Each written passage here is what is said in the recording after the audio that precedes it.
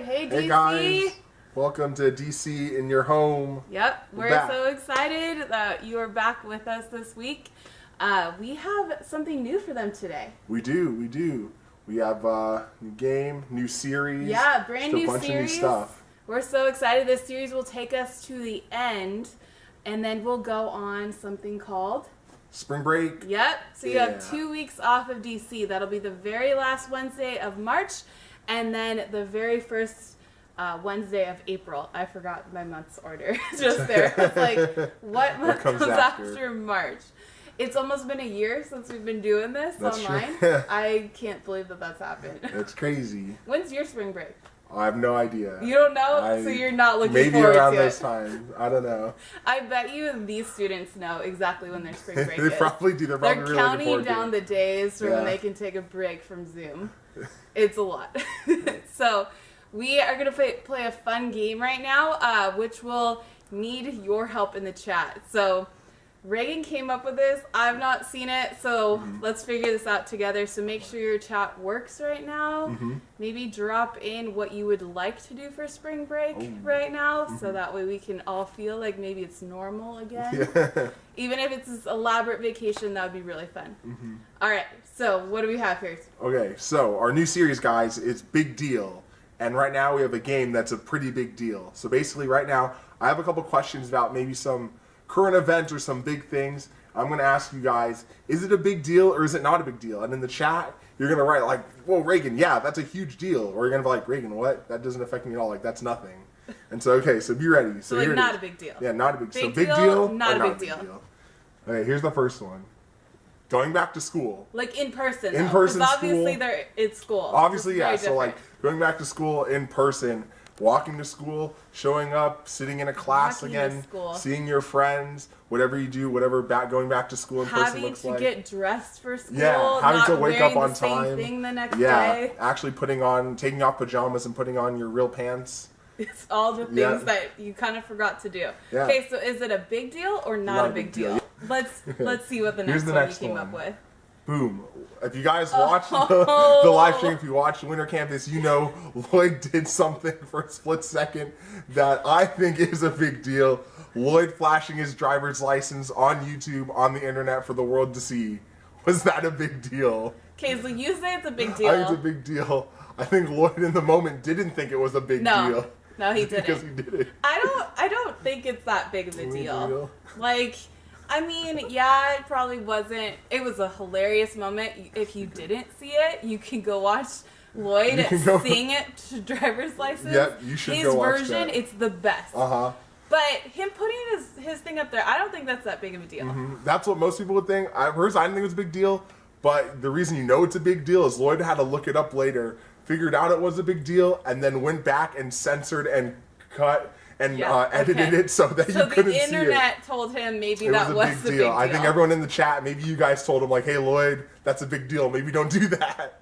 And I love that you're still cracking up from weeks ago. That was great. That was a great moment. All right, what's our next? Boom. Okay, right here. You guys know Disneyland reopening. I don't think you can ride the rides. I've seen on Instagram people like just going in the park and walking around and stuff. And really, we're just that much closer to getting Disneyland back. Downtown Disney's open. Yeah, Downtown Disney's been open, but I think Disneyland itself, like you can walk into the park and stuff. Yeah, I don't think you can do anything.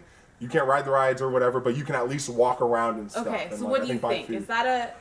I think that's pretty big. I don't know. I do think it's pretty big. It's pretty big. Students, do you think it's pretty big? Would you guys go? Would you guys walk around Disneyland? It's really expensive, so that's how big it is. I think it's tough to pay. I think down to Disney you have to pay too. But that's huge. A lot. Okay, so we have a special person. Cameraman, what do you think? Yeah. Big deal? Not a big deal. Our cameraman's not a fan of Disney. He's like, tell me when Six Flags is open. Students, help us out. Oh, man. Okay, students, help us out. So put in the chat right now to convince our cameraman that this is a big deal. Apparently, he's still saying no, it's not a big deal. Too much money, too expensive. It's going to be expensive, but it might be worth it. So help us. Come up with some reasons for this right now. Okay. Right here, next one. Meeting Lonnie Johnson. I think that's the biggest deal in the world. That's my dream right there. I don't know who this is. Whoa! Michelle, you don't know Lonnie Johnson? The inventor of the Super Soaker? That's a huge deal. That's the guy that He invented the Super Soaker for Nerf. Okay. Nerf for nothing. Big deal. Hugest deal. You guys in the chat, But did he come up with the darts? Like, I don't... No. Just the super... Just the water part. Oh, like, not the okay. darts, not whatever. Just the water part. Okay. Just water, gun, squirt. So that's a big deal. That's a huge deal. That's the hugest of deals. So far, that's the biggest thing. If I ran into him, existed. huge. So to me, that's not a big Well, deal. that's the greatest deal. Students help me. Like, is there a reason That's a we huge deal. should If be you guys ran excited into about him, this? huge Or deal. should you tell Reagan he needs to Where let it would the go? It's world not a be big today deal. without the water gun? Where would we be, huh? You'd have a hose. You're fine. Next up, big event in pop culture right now. It's a big event. Kim and Kanye's divorce. Big deal or not a big deal? How is this one affecting you guys personally? Yeah. So pop culture probably would say this is a big deal because it's a pretty big split here. Yeah. But I mean, for students, they might not be like, I don't know who these people are. And no so idea. I feel like one of the ways to convince students, because right now, put in the chat if you think this is a big deal to you or not a big deal. So what do you think, Reagan? Me personally, not a big deal at all. Doesn't Don't affect your care. life. But I know some fans of Kanye who are like, they're heartbroken right now. That was a big deal to them. Yeah, that's So. true. I think too, to convince students and to kind of convince you at the same time, like Scripture does say that divorce is a big deal, and so just maybe not even looking at Kim and Kanye, but looking at divorce, that is kind of unfortunate. That's So true. that is a big deal. Marriage and divorce is real. Yeah. Big deal. God cares. Okay, here's the next one. Wow. Michelle, are you Oh. keeping up with this? The final episode I'm of behind, WandaVision. so don't tell me. Okay, you won't say anything. Final episode though comes No out on Friday. spoilers Big in deal, the not a chat. big deal. The future of the MCU is at stake right now. I think this is one of the hugest deals out there. It is. Right behind Lonnie Johnson, WandaVision. Okay, so we have that hierarchy Yeah. here. I think this is a big deal This is too. a big But deal. if you are in the chat and you don't think that Okay. this matters at Yeah. all, you're not like a Marvel fan, Dude, like you're this like- might not be a big deal. No, if so you're like, try DC's to better, what do convince I care? us why that's Yeah. not a big deal. Why is it not a big deal? What TV show is a more bigger deal? Yeah. I'm so excited for the next episode because, Michelle, you know what happened in the last No, episode, stop right? breaking Guys, up. right now, listen, I'm going to tell you what happened in the last episode. Okay, here's what it was.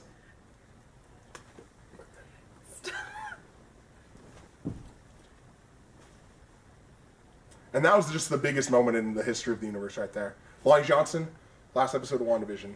So now I'm excited for it. Reagan, you just ruined it for us. Whoops. Oh. That happens. Okay, well, here we go. Here's I think the final one right here. This is a big deal.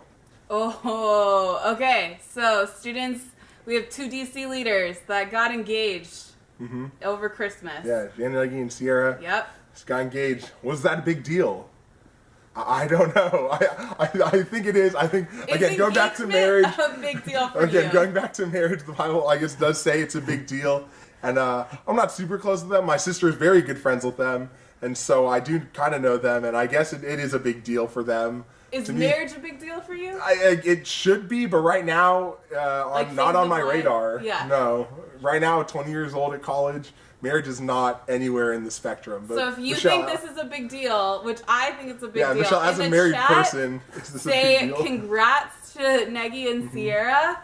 If you don't think it's a big deal, maybe just put a funny Yeah. face in there. So, yeah, I think it's a big deal.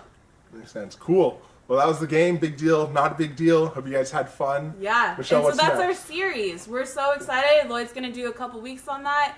So next week, though, for those of you that are in confirmation, we are going to have our confirmation meeting on Thursday night via Zoom. So if you're in confirmation, if you need that checkup, make sure you look at your email and you'll have all the Zoom information.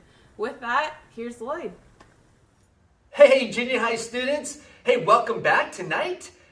You know what? At times, our pride can get in the way of us learning really critical life skills. Let me share an example. When I was in junior high, my brother came to me. It was right when I was beginning junior high. He came to me and he said, Lloyd, now that you're like in middle school, like, man, you stink at times. And he tosses me a can of deodorant. And I was really thankful. And he said, let me show you how that works. And all of a sudden I was embarrassed. I'm like, no. I got it. I'm good. Sure enough, next day, I'm in gym class and we have been playing football. Man, I stink. We come back, we're getting ready. I'm all dressed. I grab my can of deodorant to like freshen up. I'm solid. Good. Because I got it. I know it. And the student walks up to me and he says, hey Lloyd, the next time you put on deodorant, you need to have your shirt off for it to work. I had put on the deodorant on top of my clothes. If my pride didn't get in the way, I could have saved myself from an embarrassing moment. You see, I was embarrassed because I didn't know. I should have known, but I didn't know, and my pride got the best of me. Let me tell you another story. I was on a date with Kathy, who's now my wife, and I had this knowledge. This time I did know. I knew you have to give a compliment when you're out on a date with a girl.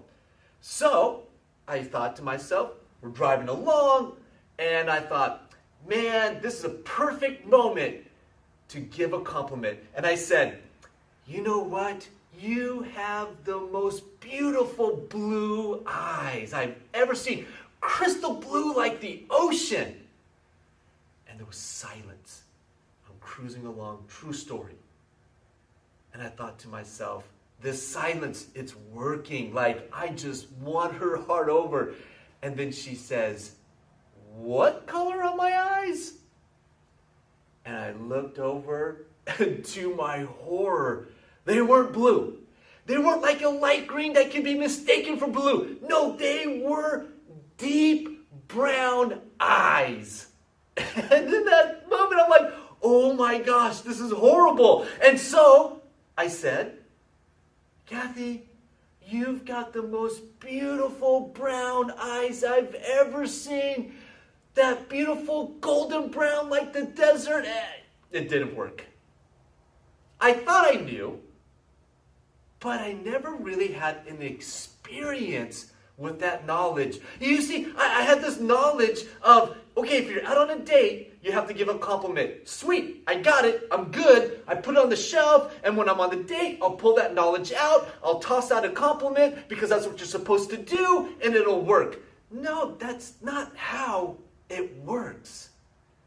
That's not having a living experience with that knowledge. Students, our own pride can get in the way of critical moments of our faith developing. We can say, I got it, I'm good. We can be at church and the speaker goes to give a message, maybe on a passage you've heard before, and you can dismiss the speaker because, oh, I've heard this before, I know it. And you can say, Jesus died on the cross for my sins. This knowledge, and you tuck it away on the shelf and you pull it out when you kind of need to. But ultimately, students, do we really know? Have we had a rich, meaningful encounter with this knowledge? Our pride can get in the way, thinking we got it when we really don't. That's the journey we want to go on in these next 4 weeks. We want to take a look at these claims that Jesus has made. We want to take a look at the people that Jesus hung out with, his death, his resurrection. We want to say, wait, all of this, it's a big deal. And before we say, I got it, no, we got to go maybe back and re-experience it in a more meaningful, powerful way. Well, tonight, I want to take a look at Jesus' claims. Turn in your Bibles to John chapter 8. Now, as you're turning there, let me give you a little bit of history. Jesus is in a heated discussion. It's only heated because of the people that he's discussing, and they are the ones that are like escalating the conversation. These religious leaders have studied. They're smart people. They've been awaiting the Messiah.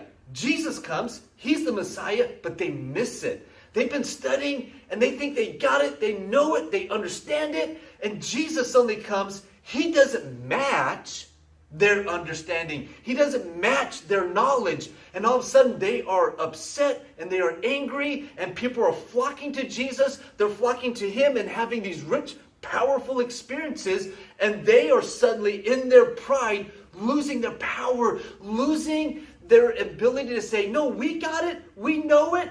And their pride is a stumbling block to understanding who Jesus really is. So let's look in this moment of one of these heated discussions. Let's look at a scene where they begin insulting Jesus. John chapter 8, let's read there together. You Samaritan devil, didn't we say all along you were possessed by a demon? They attack Jesus right away with their words. They're seeing Jesus, and they feel so threatened. They feel so minimized. What they knew and what they understood all of a sudden is blown up. And maybe they don't know. And they're looking at some of the things that he's saying and some of the things that he's doing, and they're scratching their heads and they're like, wait, this doesn't make sense to what we've studied. And they, in pride, just put their foot down. And in this scene, they throw out these verbal assaults, calling Jesus a Samaritan. It was kind of like a lower class citizen. The Jews and the Samaritans had a long-standing, hundreds of years battle, and they looked so low at the Samaritan. And so they just toss out this word to kind of really inflict hurt upon Jesus. And then they say, oh, and you have a demon. That's low. When it didn't make sense for them, rather than simply say, man, we got to learn. No, their pride got the best of them.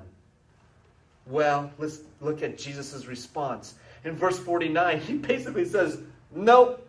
Jesus says, I got no demon in me. And he goes on to say, you're mad and you're upset. But at the end of the day, it's God the Father who is actually lifting me up. I'm not here to lift myself up. But God the Father is to lift me up. So no, I don't have a demon. Notice Jesus doesn't go back and like full throttle attack them. Notice that Jesus doesn't respond with pride and standing around like, whatever, man, you guys are nobody. I'm important. No.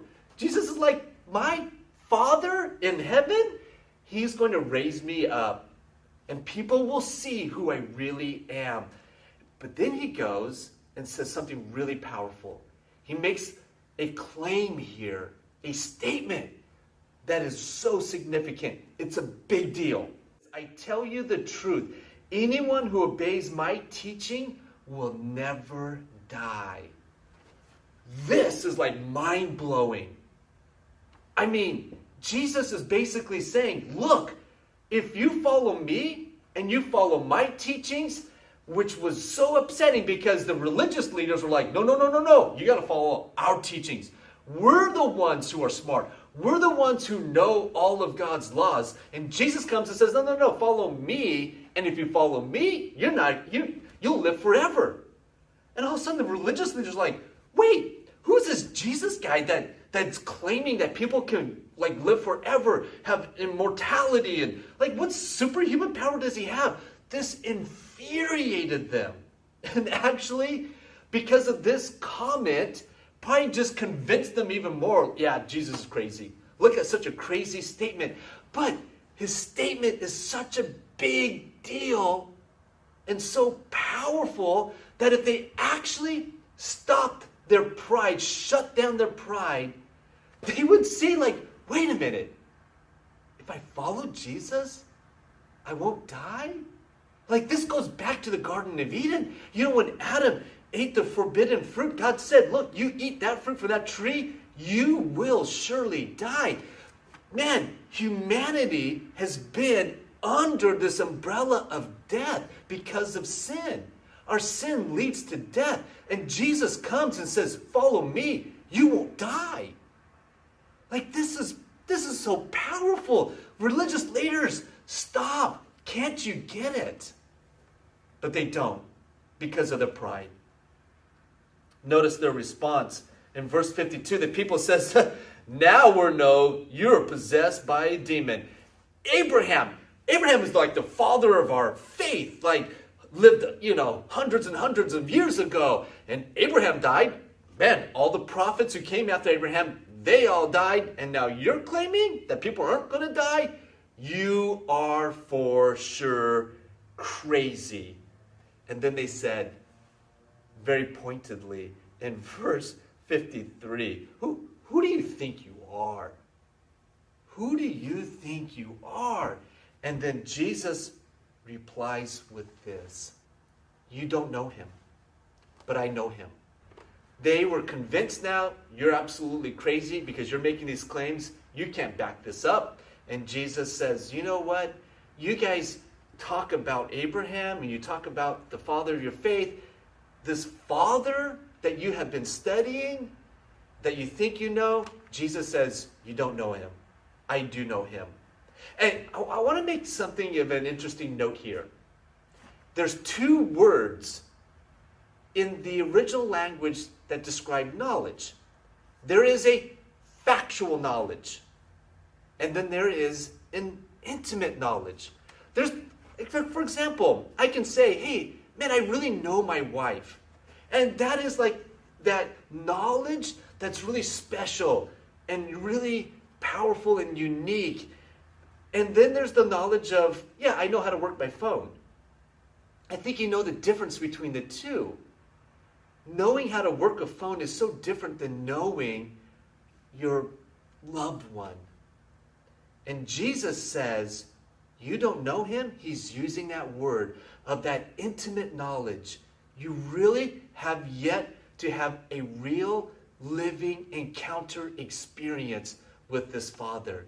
And then Jesus uses the word factual to describe his relationship by saying, but I know him.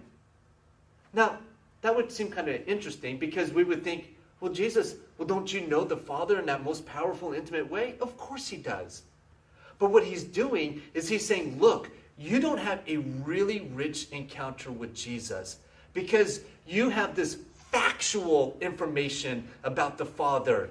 Oh, and by the way, if you want to talk facts, well, here's a fact. I know my Father. Fact. And you can take that to the bank. I mean, in this moment, Jesus is like putting a stamp on it. And that's why he's using those word choices in that really powerful way. They didn't know. They thought they knew, but they really didn't. Like me in that car giving that compliment. I know I was supposed to do it, but I didn't really know how to give a compliment. Well, this really upset the people. And then Jesus goes on to say something really interesting. He goes to talk about Abraham for a second, and he basically says this. Oh, and this Abraham that you guys just quoted, yeah, Abraham, man, he longed to see my day when I would come. And now at this moment, the religious leaders were like, checkmate, we've got you, Jesus. This heated discussion, we've got you cornered. You just said Abraham was longing and waiting to hang with you. And they were like, that doesn't work. Because Abraham lived hundreds and hundreds of years ago. Checkmate. And they said this. The people said, this is verse 57. You aren't even 50 years old. How can you say you saw Abraham? Checkmate. And then Jesus makes the boldest claim, the boldest statement. And he says this in verse 58. Jesus answered, I tell you the truth. Before Abraham was even born, I am. That's like mic drop. That's Jesus saying, before Abraham was even born on this earth, I existed before him.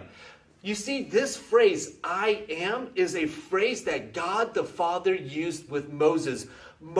God appeared to Moses through this burning bush, told Moses, go lead the people out of Egypt.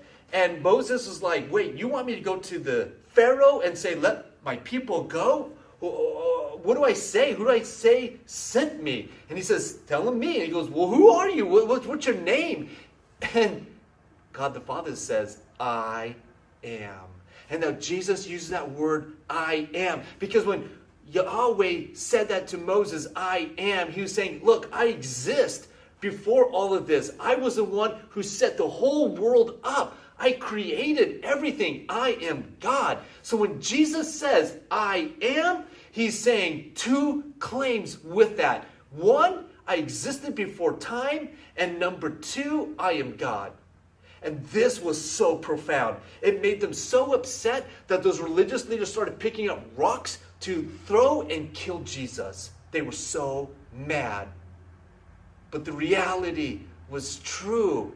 Jesus wasn't a superhuman junior high student. He was God.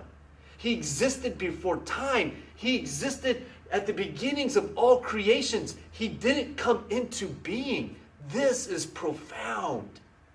So my question is this: when was the last time you had a real experience with the knowledge of Jesus existing before time?